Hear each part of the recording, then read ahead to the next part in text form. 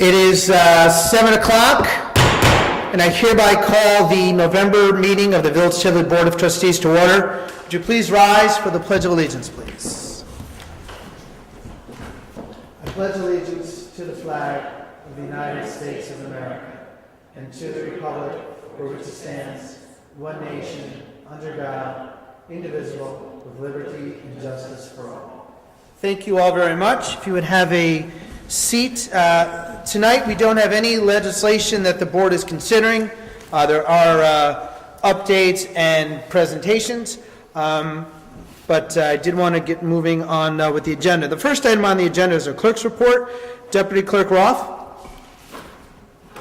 There were 478 trash tags sold. We completed the implementation of the HRA, participated in IRS compliance checks.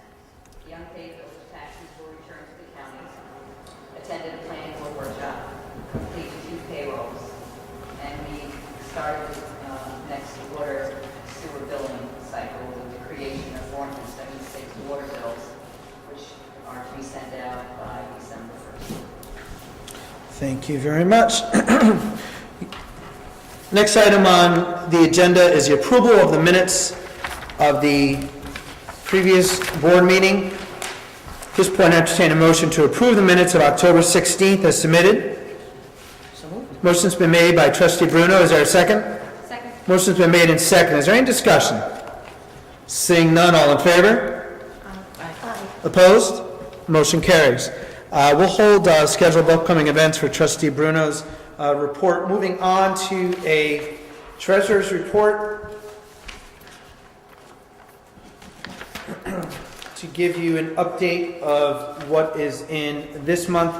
Being paid out of the general fund is $61,044.28. That is for general. Out of the water, $63,550.80.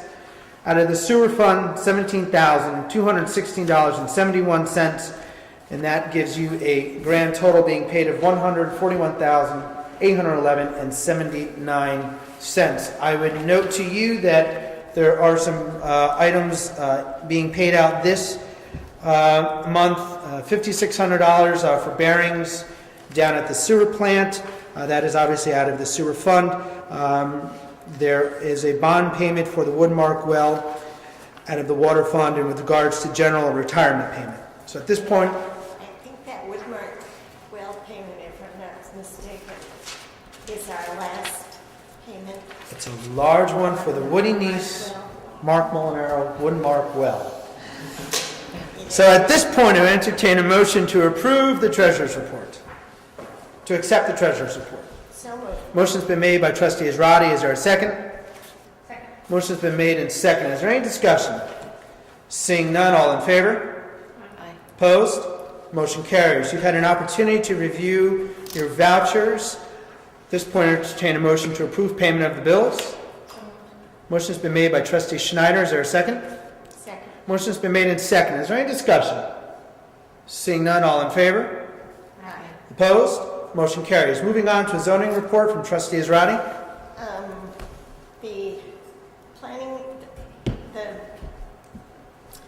talking about the zoning enforcement officer who's been doing a wonderful job over the last couple of weeks. He's been going around the village and identifying issues that we may need to deal with. And what we're trying to do is let people know before there's an official violation. To see what remedial action they can take.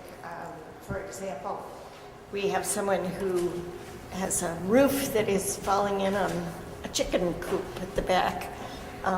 He's already been before the planning board to suggest replacing it with a garage. And we're going to go back and ask him if he wants to move forward on that. Great. There are currently 3 building permits out for such things as a generator, a new boiler, and solar panels on a roof. In addition to that, there have been a number, the officer has done another number of inspections on such issues as the foundation for the new Bullocky house, which several of us have been watching going up. And if you haven't had a chance, you should go read Christy Bilecki's blog on the process that she's been going through. She's an architect. She was the architect for this process, and it's just good fun. So that's my report. Thank you very much. Deputy Clerk Rumpf, are there any correspondence that the board needs to be aware of? No. Okay. Moving on to the regular business. I think it was a month ago or 2 months ago, I received a letter from our village historian, Bernie Teeger, that after many years of service as Tivoli's historian, Bernie has decided to slow down and to step down as Tivoli's historian. However, I will assure you, Bernie, that you may very well get a knock at your door or a phone call, because there's bound to be questions that I can't answer as mayor, that the board will need information on, and our new historian may need information on too. So please don't change your number, and please let me know where you're going to be. But I had the honor of becoming mayor in 2011, have met Bernie several times, and I know I speak for my predecessors, Mayor Cordier, Mayor Molinaro, and Mayor Neist, when I say that this village history has been preserved and protected very, very well under your leadership as our village historian. You have big shoes to fill. It is not easy to replace you, and fortunately for me and for this board, a recommendation came forth by Greg Moynihan, a Tivoli resident and also a Bard College professor, who I think shares your respect and passion for history and for the Northern Dutchess community.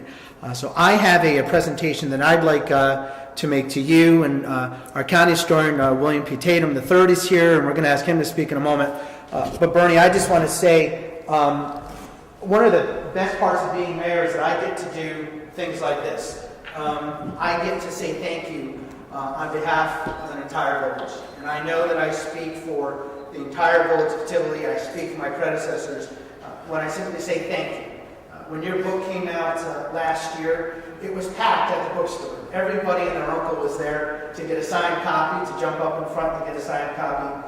And so I want to present this to you. The State of New York, the Village of Tivoli Board of Trustees, hereby recognizes Bernard Bernie Teeger for his many years of dedicated service as Tivoli's historian, and for the respect and honor in which he performs his official duties.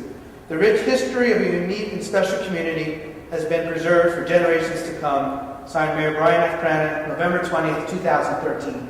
Thank you for everything. Thank you very, very much.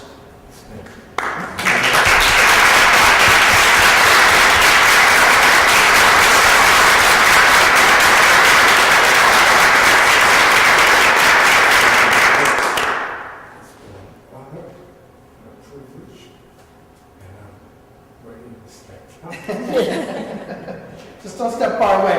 We need you from time to time. There's things that we need to know. Bernie, I know I speak for the entire board.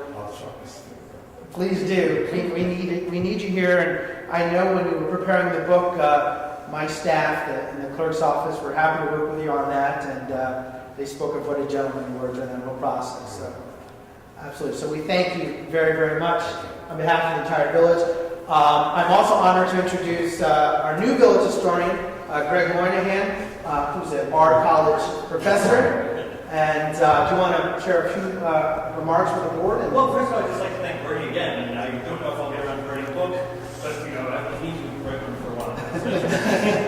And I'm just excited about the job. It seems very thrilling, really. I'm looking forward to interviewing some of the older residents of the town, maybe putting together a podcast in my older visions, and generally working on a history that I'm interested in already. So excited to be involved with and open to any suggestions. We're looking forward to it. I want to thank my Deputy Mayor, Joel Griffith, and Trustees Zrati and Trustee Schneider for taking the time to meet with you and pass on the recommendation. I'm honored to make this announcement tonight. And once again, my friend, thank you very, very much.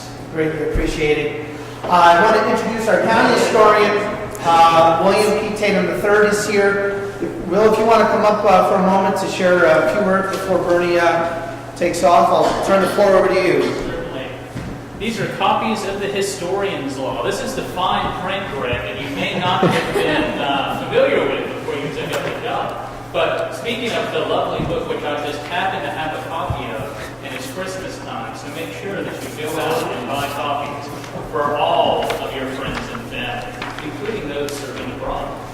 So, Bernie, Brian was thank you on behalf of your village community, and I'm here to thank you on behalf of the county clerk, the county executive, and indeed the entire Dutchess County history community. You've been one of our longest-serving municipal historians, one of our few professional municipal historians in terms of your background and your investigations, and you have really set the bar high within our community. He has done a fantastic job of making Tivoli a model of what a municipal government with the right municipal historian should be. And if all of my municipal historians turn out books like this, I won't have to do any work at all. But Bernie, thank you very much. And also thank you for breaking in Mark, because you've paved the way and made it much easier for me as county historian, because he knows now what to expect. I hope I can live up to the standards that you have given him. But what I wanted to take a few moments to do tonight is to outline what being a municipal historian means, not just for Greg, but also for all of you. New York is the only state in the Union that has a system of municipal historians. The system came in 1919 under Governor Alfred E. Smith, who signed a bill requiring every municipality, village, town, and city to have a historian. And the real focus of the historian at that point in time was records management. The Capitol had burned partially in 1911, which had destroyed a huge amount of archives held there, including many of the early Dutch documents from New York's beginning phases. So there was a real concern at the time over preserving the past and interpreting it for future generations. The historians were charged with assessing the records on hand in each municipality, making sure that they were safely stored. In fact, the law in front of you has provisions for fireproof vaults and safes to keep records in. It also instituted an active program of collecting. Now, municipal historians, as government historians, are only required and envisioned to keep track of government records, so those that already exist, and to collect those that might have gone out into the private sector over the years, because you've all been in that situation in your own homes where you have piles of old papers, and what do you do when you run out of space, and you've got that wonderful new pair of shoes that needs a place to live. Well, things end up in the dumpster, and some of our best stuff in terms of saving historical material has come from those sources. So, in recent years, the position of municipal historian has expanded a little bit. So you have your records management in the beginning. You have your interpretation, your education. The book, again, is an excellent example, because the vision was that historians would do as Bernie has done, which is to preserve the material, make sure that it is accessible, properly cataloged, research in it, and then produce volumes for use within the community talking about its history. We've taken that another step further now as heritage tourism has come into practice, and that is, to put it simply, bringing folks in from outside of your community to visit your historic sites and spend money in your town. So what Greg, I hope, will help us in doing as we move forward is increase the amount of heritage tourist programs that are operating in Dutchess County. Dutchess County Tourism is currently behind this initiative. My office is working on programs of this nature. And the state is actually involved now as well with the Path Through History program. So, Greg, if you're making your checklist there, you've got records management, you've got research, publication, heritage tourism, and Brian was kind enough to run all of Greg's material by me ahead of time, and he has my full confidence in terms of being able to carry out this job and to continue Bernie's work in the future and make use of all the opportunities that are emerging in our new period in time. So, unless there are any questions, I'll turn the floor back over to you. I don't have anything. I want to thank you for coming up tonight. I know you were here when the deputy mayor and Bernie did the talk over there, and it's great to finally have a county historian on board in Dutchess County.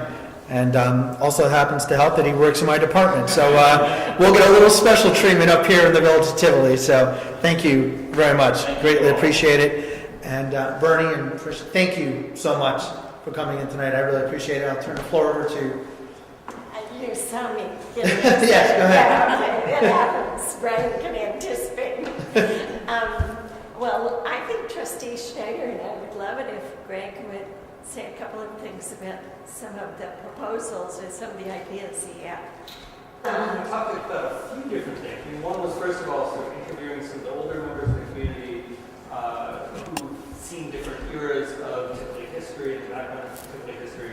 I'm interested in recording that, hopefully getting it into sort of radio format, not on the radio, but maybe as a podcast, which I think would work well for some people who arrive in town could walk around and look at the village and see how that's working. So that ticks off the heritage Yeah. tourism. Interest in the Claremont steamship that presumably that will lead on, but apparently that was launched in Tivoli Bays. The archaeologist Chris Linder, who works at Bard, sort of mentioned that to me, and that's something of interest. And generally sort of trying to go through the sort of history, particularly early history of the town, which is an interest of mine since my sort of professional vocation in German history. So the German-Dutch sort of background is where I make sense of place from, which I think is somewhat unusual. So trying to sort of establish that as a way of thinking of the region in the Hudson River is another part of the interest. I think I covered most of what we described. I think you did. So the real question is, if we get into this tourism thing, does Dutchess County Tourism offer any grants? Dutchess County Tourism, along with the rest of us, looks to state and private sources. But we can certainly provide assistance between the Office of the Historian and Dutchess County Tourism. Thank you. Thank you very much. And thank you again. I really appreciate it. I will move on to wrap up. Some good news for the Village Hall itself. Today, the roof repair started today. We expect the roof repair to be completed by Friday. They did tell us about a 3-day, if I remember correctly, it's about 3 days of labor. So the village roof on the addition, we're talking about the addition, should be completed by Friday. The board also hopes to see the work for the elevator begin within the next coming weeks. And we hope to be back into the Village Hall in January. We've been without an elevator now since February of this year. Our hope is that we'll be back next door for the January meeting. Myself and the deputy mayor and our superintendent of public works, our engineer, and the elevator company met a few weeks ago. They told us we should expect about 100 hours of labor to get the elevator repaired. So our hope is the January meeting, everything will be wrapped up and we'll be moving along quickly on that. Also, Trustee Bruno, do you want to talk about the work that's going to be starting on Friday? Yes, the perimeter, I guess, of Village Hall, the gazebo area, a lot of work along the side. If you're looking at the building view on the right side, a facelift, landscaping work will be commencing. Shrubs, trees will be pulled out, some put in different areas. Trees will be pruned. The front ramps will be having a new, about an inch layer of crushed bluestone, so they will be looking much better. As you walk up to Village Hall, along the side there, those plants will be cut back, trees will be pruned. Along the Legion sign, there'll be a new bed put underneath it. The current beds will be stripped and mulch will be reapplied, and we're very happy to have local resident Jeff Card of Erin Glen Landscapes who will take on the project and beautify Village Hall just in time for Winterfest. Is this coming out of a beautification grant? Beautification that you grant. received from an individual? It is. All private donations. Great. All private donations from a former village resident, and the inside of Village Hall is also getting a facelift as well. The first, second, third floors will be repainted. New carpeting is being installed into the Village Hall. We want to start the year off with a brand new, fresh-looking Village Hall. So we've been working on a lot of other things over the last year or so, and since we haven't been in there, I guess we haven't been looking at everything, but it needs some work, and so by January 1st, we'll have a newer, fresher looking Village Hall. Not new, but it'll definitely get a facelift. I'm going to turn the floor over to Trustee Schneider with regards to an update on shared services and consolidation of DPW and highway departments with the town and village of Red Hook. The Committee for Shared Services met for the first time this morning. The purpose is to evaluate the possibility of consolidating the DPW departments. It may be through intermunicipal agreements or consolidation of them completely. As a whole. As a whole.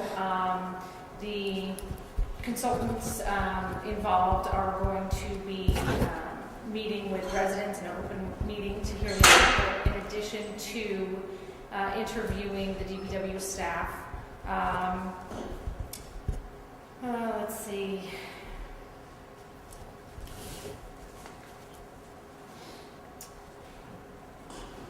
I don't know, what am I missing, Brian? Well, the study, at the end of this study, will determine whether or not it's feasible and it makes sense for the 3 municipalities to consolidate into one department of highway and public works. And this is being funded, this study is being funded through a grant that we received through Dutchess County. We received $79,000. These fees will go towards the consultant, it will go towards the attorney, and any other studies that need to be done. But I want to stress that this project will only take place if the Board of Trustees believes this is in the best interest of the village, and we will make that decision based on the input that we receive from village residents.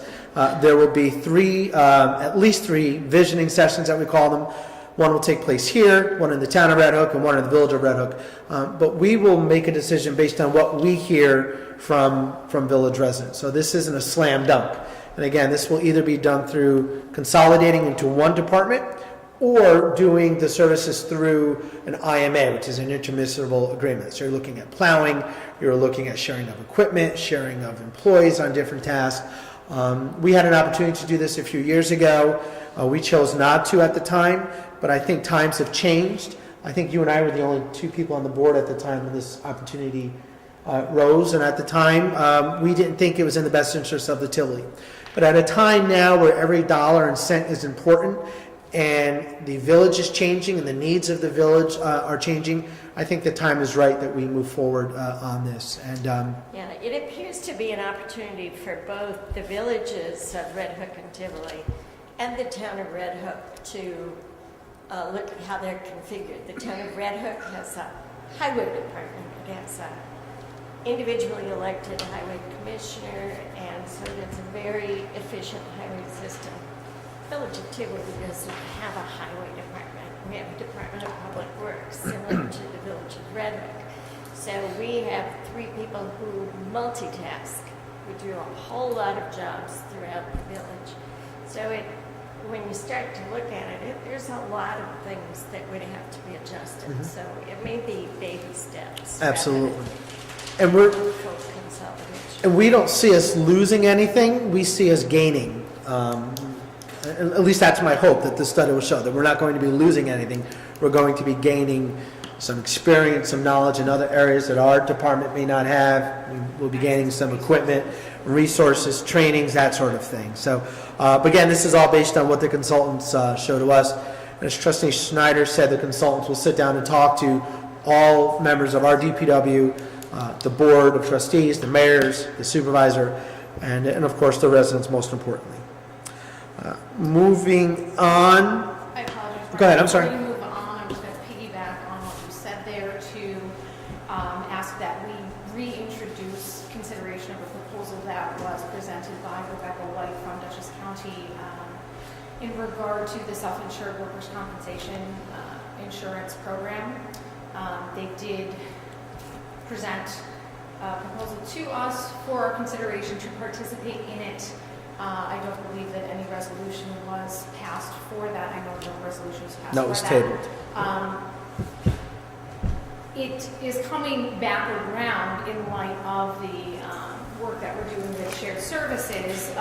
Currently, the village and town of Red Hook are participants in the self-insured workers comp program, and it may be something that fits tongue and groove with our participation in a shared services program as well. So I'd like to bring that back for reconsideration at our December board meeting.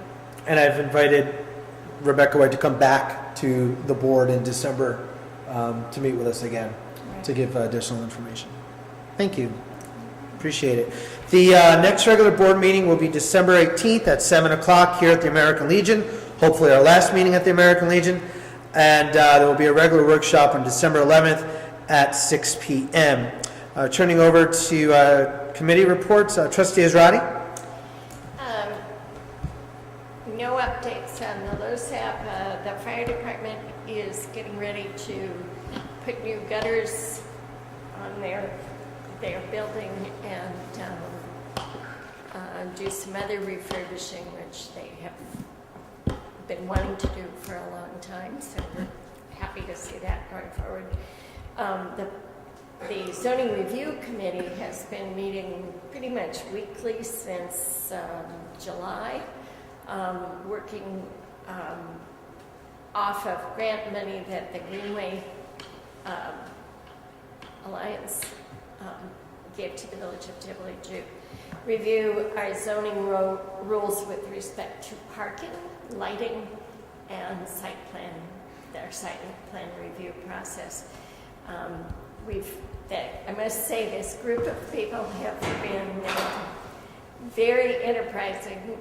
We have counted every parking space in the village. We have identified whether it was public or private, whether it was off-site or off the streets or on the streets. We now have an inventory of parking spots, which is very helpful when you're trying to determine how many you should have for businesses, how much you should require for businesses, whether or not you'll have enough if you don't require businesses to build their own site. So we've done that. We've also counted seats in restaurants and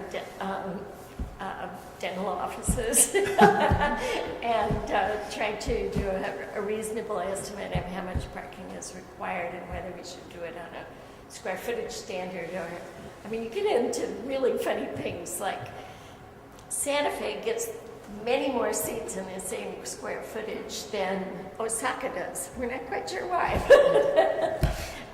So we've been going through that process and trying to actually come up with standards that reflect the norms in the village, so that when we require of a business that they create off-street parking, we have a rationale for it and a meaningful understanding of what we need. So that's been going on. We also went through the process of lighting. Since the last lighting standards were created, there are now LED lights and sodium vapor lights and I don't know how many other different kinds of lights, and so coming up with a lumen equivalent and wattage and how you shade lights and how you keep there from being light pollution. I mean, these are odd things to think about, but they all affect our personal lives. You don't want somebody's spotlight showing in your window when you're trying to sleep. So that's what we've been about. It's been a great project, and we're about to run out of money. You mentioned LED lighting. We are one of the few municipalities. We utilize LED lighting in the development. One of the few ones to be doing that. So thank you very much for that. And thank you to your committee. It should be noted, except for the consultant, it's a group of volunteers. They don't get paid, but we figured they've actually put in $7,500 worth of work. So Great. That's the match. Right. Thank you. Trustee Bruno? As shocked as I am, because it feels like it was only about the last meeting that we talked about spring parties and Easter celebrations. Here we are already talking about Halloween. But the Tivoli Library and the Rec Committee co-sponsored our Halloween event was very successful, and I'd like to thank both of them for providing an event for the youngsters where they could go and have arts and crafts and just a safe place for everyone to go. Wear costumes. Yes, with a little parade. Yes, exactly. And another past event was the Veterans Day ceremony, Veterans Day on Monument Hill, sponsored by the American Legion. It was a beautiful day, beautiful ceremony, and a moving and beautiful tribute to all of our military heroes. It's always a pleasure to be surrounded by these men and to know what they have provided in the past and what they still do for our village presently.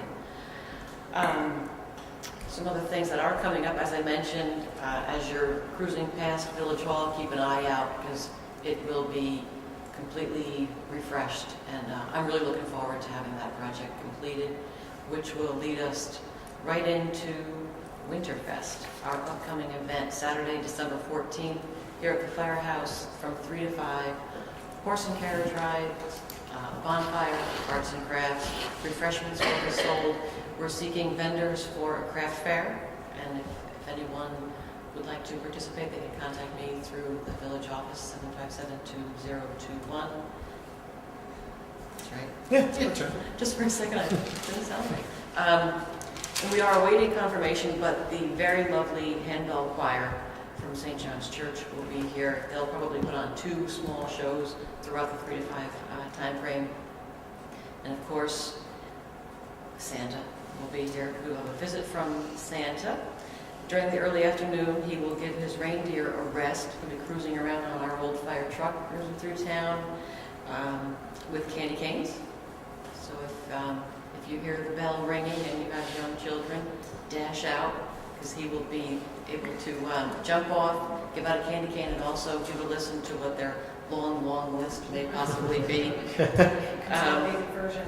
Mm-hmm. So for Winterfest, and after this landscaping project gets completed, keep an eye out. We will be lighting up our streets as usual, and coming in at after dark. It is quite beautiful now, the way that DPW sets up all the lights.